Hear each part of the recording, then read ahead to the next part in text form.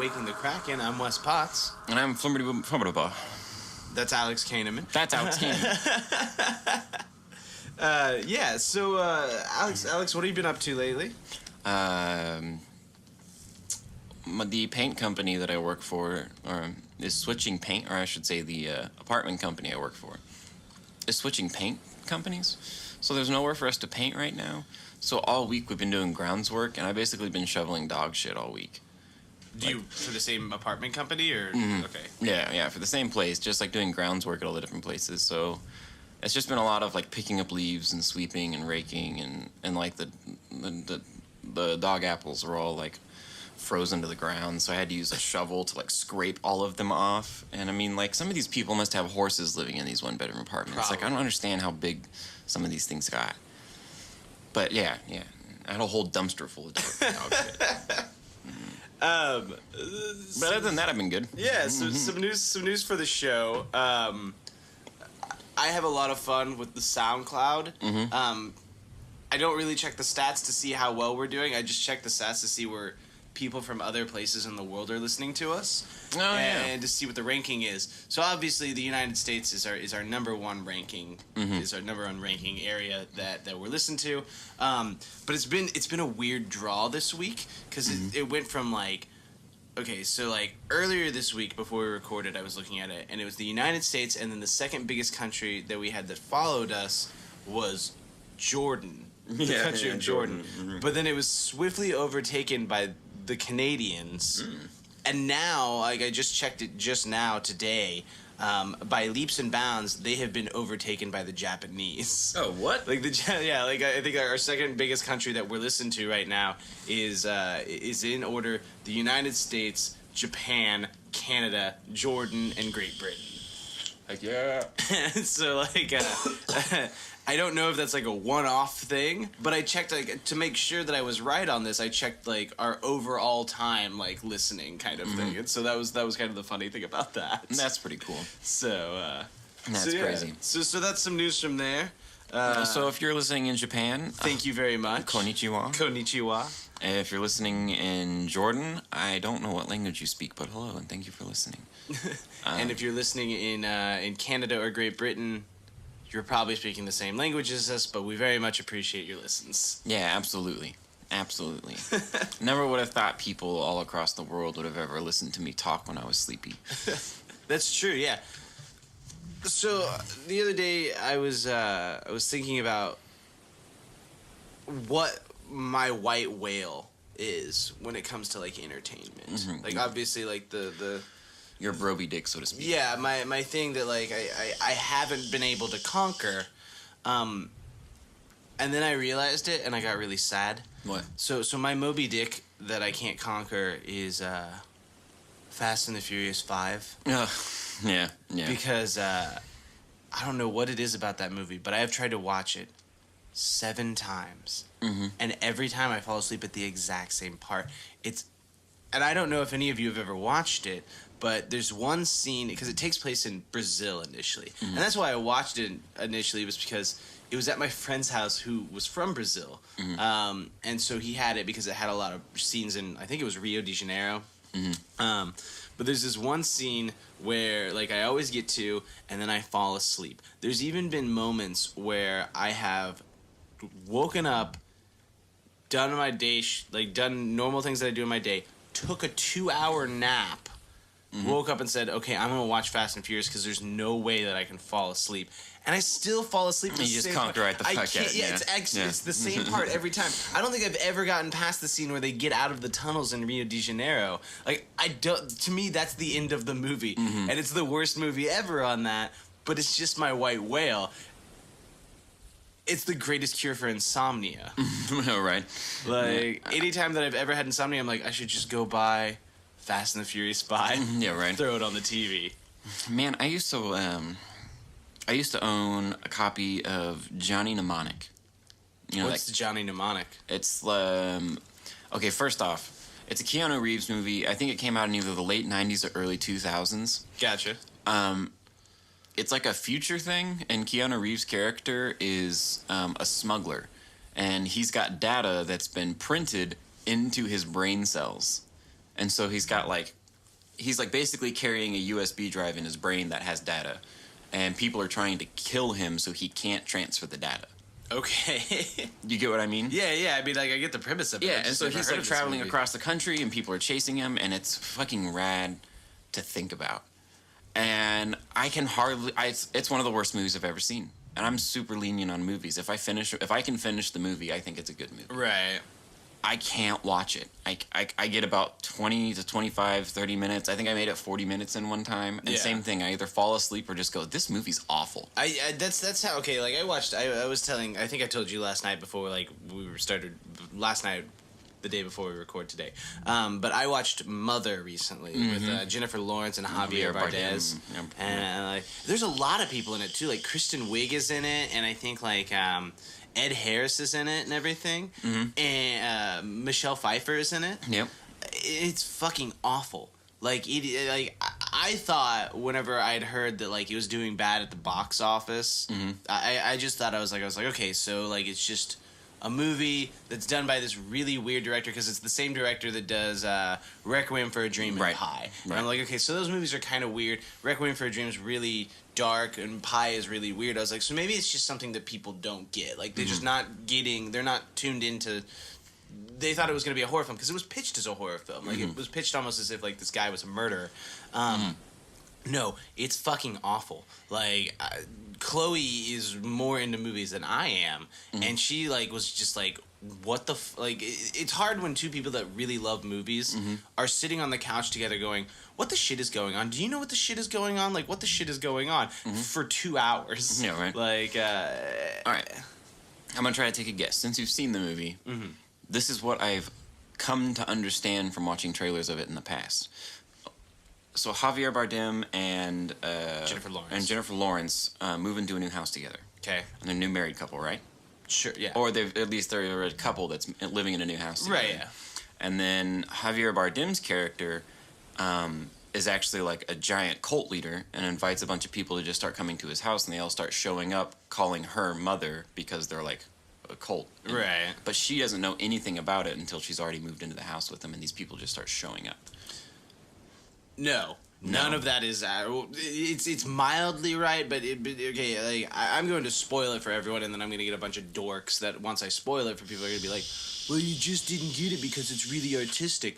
But it's not. Here's the thing. Anytime you ever want to watch a movie like this, and I'm going to ruin it right now, but the thing is, anytime you want to watch a movie like this, there needs to be some mnemonics of these things. So here's the breakdown of the story. Whenever you look into it, it's a representation of biblical events. So God is played by Javier Bardem, because you never learn what this guy's name is. He's just known as the husband.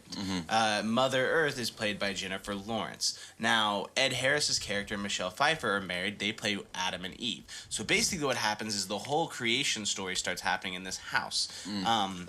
And eventually, God decides, like, okay, and that's all well and good for that analogy, but here's how the story went down. Basically, this man and this wife are living in this house. He's a writer. He hasn't written anything in years. His wife, like, his house burned down. He was depressed. That's why he didn't write anything in years. So his wife recreated his whole childhood house from memory. And then the next thing you know is they're working on it. They're almost done. And this guy shows up at their door. And that's Ed Harris's character. And he heard that it was a bed and breakfast. These people don't know this guy at all, but Javier Bardem invites him in. And they decide that they're going to let the guy stay the night. Yeah. Well, the next day, Michelle Pfeiffer shows up on the door, and he goes, oh, hey, it's my better half. And Jennifer Lawrence's character is like, we didn't know you had a wife. And then these people are basically the worst fucking people ever. Like, they're the worst house guests ever. Like, they make you do everything. They go into the rooms you tell them not to go into. They do all these horrible, like, fucking things, and they just fuck on all your furniture in the middle of the day and stuff. And then the next thing you know is... right when you're about to throw them the fuck out, their two shithole adult kids come in and then just start fighting and breaking things. And you don't know what the hell is going on. You don't know why they're fighting. And then one of them kills the other one because it's a Cain and Abel kind of situation. Yeah, right. And then even after that, After that situation happens, Javier Bardem takes the dying older son to the hospital, and then all of a sudden, all these he gets the inspiration he needs because like him and Jennifer Lawrence finally do it, and he gets the inspiration he needs to write what he needs to, and then she wakes up and she knows that she's pregnant, and the next thing you know, all these reporters outside, and then there's a war that breaks out in their house, and all this crazy stuff happens, and at the very end, she just decides to light herself on fire and the whole house with it. Interesting. And at the very, very end, you see the exact same scene that you see at the very beginning, except it's a different woman. So, yeah. And it's just terrible. Like, it's confusing. The idea for me is there's a lot of times that you can use a lot of plot, like, driven kind of thing with, like, a story such as, like, the creation myth and stuff.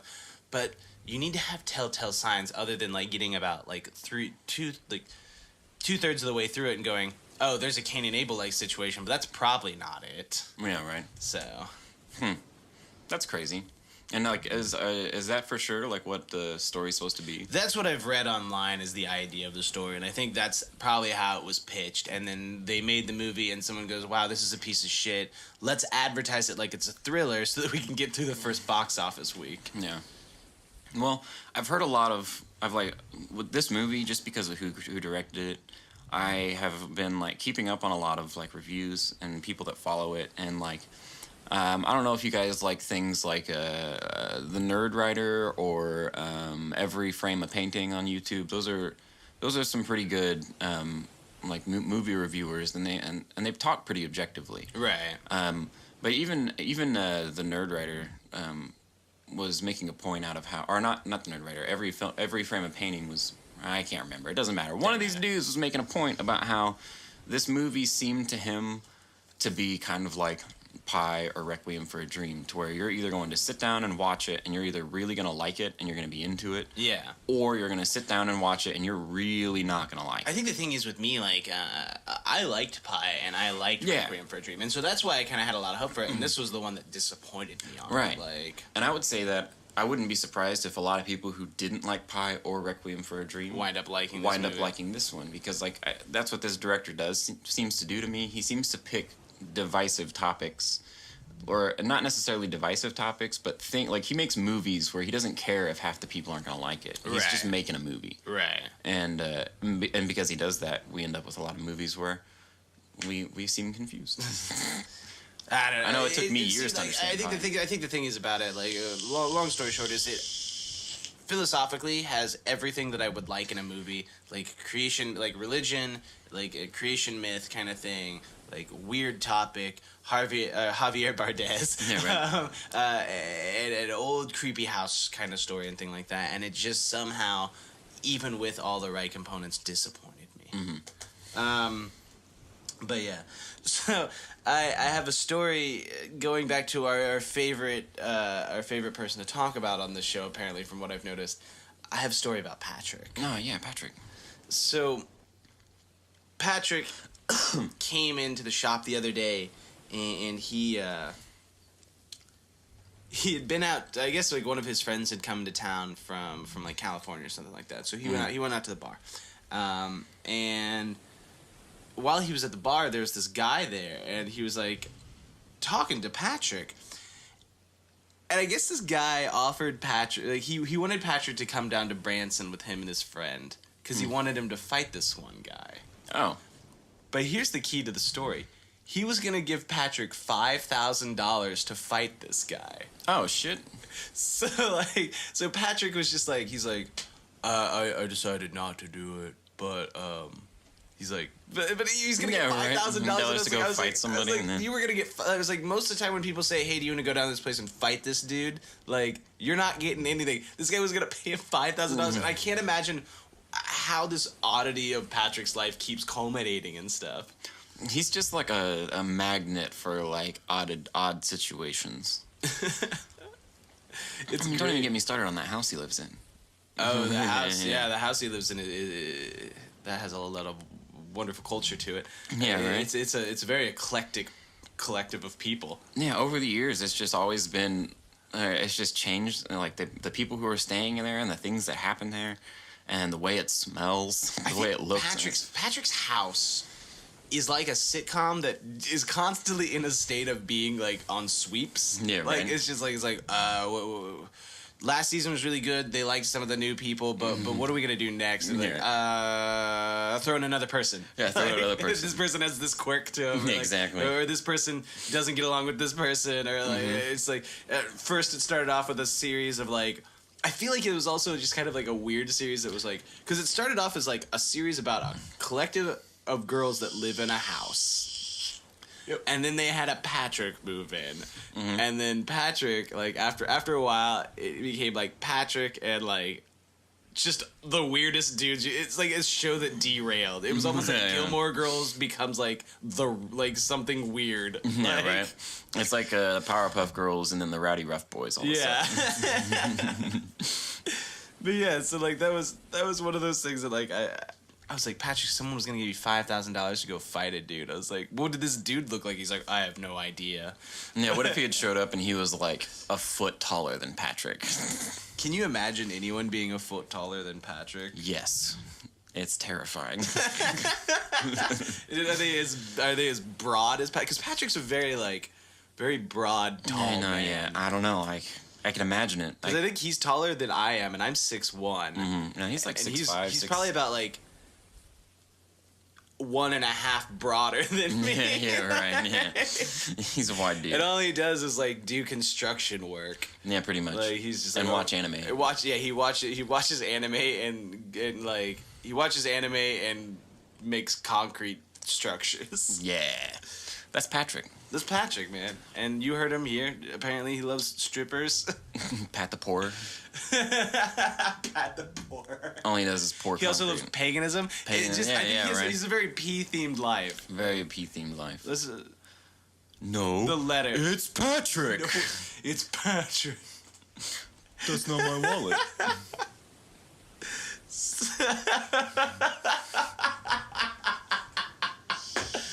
Oh. But yeah, so that was just. He always comes in like I'm pretty sure that every weekend I have a new story from Patrick because something weird happens to him. This is why we need to get him on the show more and more. Well, because it's better if he talks about it. But then it's also unfiltered, and I wind up saying no, stop. Yeah, right. Yeah, Patrick, Peter Pat. Like I can. He's got that filterless monotone voice. I can eliminate certain aspects from me telling it. So I was going over to this place, and then this guy met me. And then all the horrible things that ever happened. Yeah. That's just Patrick, man. It is. How much time do we got? What time? We're doing pretty good. We're doing all right? Yeah. Okay. Do you want to talk a little bit about Minecraft? Oh, yeah. Let's do it. Okay, so I've always liked watching Minecraft a little bit, but I never really played it and got into it. I never really had it. So I never really had time to sink into it. And over the last week or so, 2 weeks or so, 3 weeks ago, I think we bought it. Yeah, for the house. It's probably like It was probably a month. Probably about a month ago. Yeah. And so I've been playing it, and this stuff is bananas. Like because I'm obsessed with it. Like it's super fun. Like it's ridiculously fun. And like don't even get me started. Like when you get into like redstone circuits and stuff, that is like a whole nother game within the game. It's like not even funny. You can literally make any sort of machine or computerized kind of functioning device that you want via Minecraft devices. Right. It's crazy. Yeah, I was thinking it was like it was Dan Harmon one time was talking about it on Harmontown where he was talking about like he made a machine that was propelled by the zombies in it. Oh yeah. Like it would do like I can't remember what it did, but it did something fantastic, and it was just like it was fed by the zombies, and then like they would spawn the zombies and then eliminate the zombies, and that's how it would just keep going. It was crazy. That's cool. So all right, so it would just like spawn them, and then they'd explode, and then the explosion then, would help. They would just propel it along, and like it was like a weird steam propelling. That sounds awesome. Zombie propellant. I had a friend one time. Actually, yeah, I had a friend one time that would like build like giant towers and then spawn like make a cat spawner off the top of them. So it would just be like having cats fly off constantly, like That's funny. ocelots. That's funny. So what I'm really curious about with this game is, do you guys also play? Does anybody else play? Does anybody else have a world that they want to come look at? That want us to look at? Does anyone want to play Minecraft with Does anybody want to play Minecraft with us? That's all I want to know. That's really this is one of the ways that our fans can really get in touch with us and like get to know us. Is we will play Minecraft with you because we both fucking love it. All right, so here's the drop. All right, you got a PlayStation 4? Great. Okay, so what you do is you go to your friends list and you look for Koenemasta. That's Koenemasta. Add me to your friends. Let me know that you heard us on Waking the Kraken. Waking the Kraken. And then we'll try and set a time for you to play Minecraft with us. Right. And we'll knock it out of the park, man. We'll make a whole Waking the Kraken themed world. Yeah, we'll make a Waking the Kraken world. Yeah. We'll just try to build giant seas and like krakens in it, and like we'll build like boats everywhere, and like eventually we'll have giant cities. It'll be like Water World. It's just you, especially now that they have like the download aquatic coming out soon and stuff like that. Oh yeah, like you're gonna have like the whole like water worlds. Like, you're gonna have like the what is it? You're gonna have like all of the underwater foliage. You're gonna be able to like see fish now. You're gonna have the spear gun. You're gonna have the trident. Oh, dude, they're gonna have you're gonna have like the sunken cities and the underwater like ships that you can find treasure in and stuff. The trident. Have you seen the videos of the trident? Huh. The trident looks like the coolest thing in the world. Like basically, like it's a trident like Aquaman has, but you can throw it and it comes back to you. It's like a boomerang. Oh, that's awesome. And so like basically, you can just like go into this world and just like throw it, and then there's gonna be dolphins. I know, like are being added now too, and they're supposed to help you find treasure. That's cool. I'm trying to think if there's any like. I can't remember what the villain. I feel like there is a villain, like a new like monster kind of like water creature and stuff that's coming out, but I can't remember what it is because I know the other one is the Mob 2, which is the Insomniac monster. That's like the stingray that flies in the sky in like really high places, and if you haven't slept in a couple days, it will attack you. Right. Yeah. So. Man, that game is so mind-blowing. I still haven't explored everything that's there, and there's already adding a whole nother portion of the game. There's gonna be like a giant. Like, I saw these pictures of this giant ice world and stuff like that. Like interesting.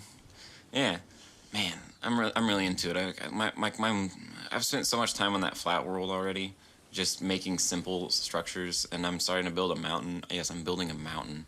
That's a huge waste of time. But it'll be a lot of fun whenever I'm done. It looks pretty cool, though. I mean, it looks like you're going to try to make just the Mines of Moria. Yeah, pretty much. Yeah, like, it's going to be, like, this little, like, valley in between, like, where, like, the mountains kind of close in, and then my temple's just buried there and then goes up into the mountain. Yeah. Yeah, I'm pretty excited. I'm pretty sure that Chloe hears me talk about Dan Harmon and Minecraft more than anything. And each time she has this like roll her eyes notion, and I try to not to talk about it as much. Like I try to just like be like, okay, this is something that we're talking about. Minecraft or Dan Harmon relates to this, and I preface it every time. I'm like, okay, I'm going to talk about Dan Harmon again. Prepare yourself. Or I'll be like, I'm going to talk about Minecraft again. Prepare yourself. Yeah, right.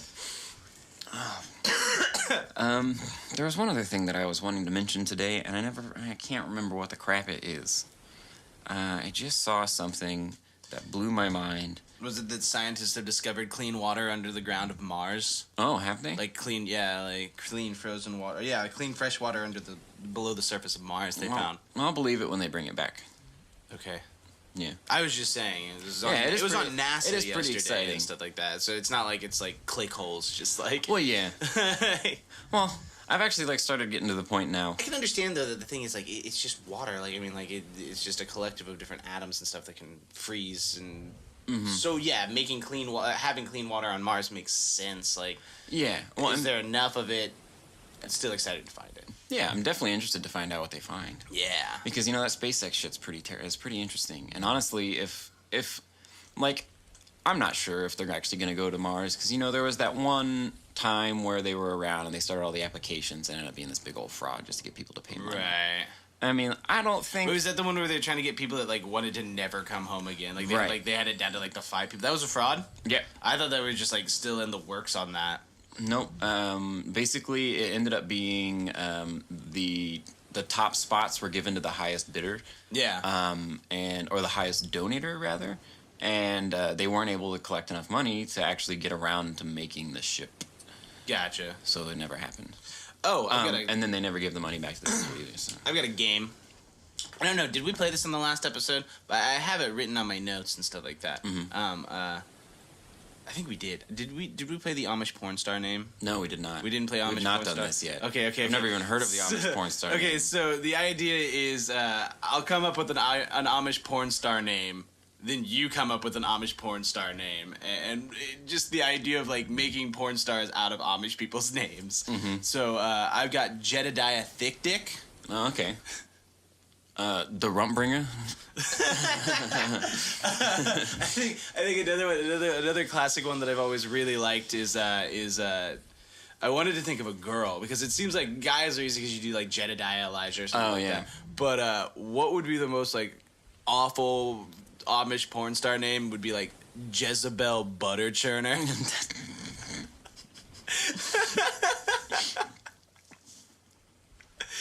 Oh man. Okay. Jezebel Butter Churner and Jedediah Thick Dick in Who's Rockin' the Carriage? Who's rocking? Oh fuck. Who's Rockin' the Buggy? That's even better. Who's rocking the Buggy? Yeah. Oh, okay. This is hard. Amish porn star.